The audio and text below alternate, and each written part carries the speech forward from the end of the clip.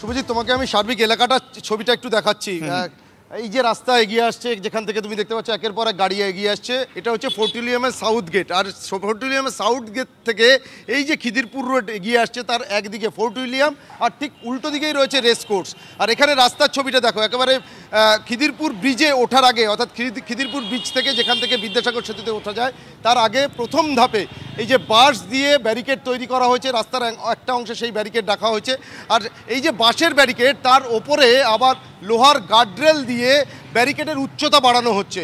এটা থাকবে হচ্ছে প্রথম পর্যায়ে। রাস্তার মাঝে দেখো, রাস্তা খুঁড়ে এখানে লোহার বিম পুঁতে দেওয়া হয়েছে।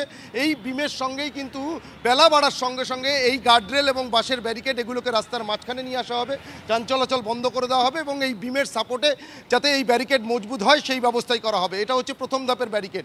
আর এই যে দেখতে পাচ্ছ, ইতিমধ্যে আমরা দেখতে পাচ্ছি লালবাজারের উচ্চপদস্থ আধিকারিকরা তারা কিন্তু প্রত্যেকটি পয়েন্টে ঘুরে ঘুরে দেখছেন, অর্থাৎ নিরাপত্তার যে ব্যবস্থা বা আন্দোলনকারীদের আটকানোর জন্য যে ব্যারিকেড তৈরি করা হচ্ছে তা কতটা মজবুত হচ্ছে সেগুলোই কিন্তু তারা ঘুরে ঘুরে দেখছেন।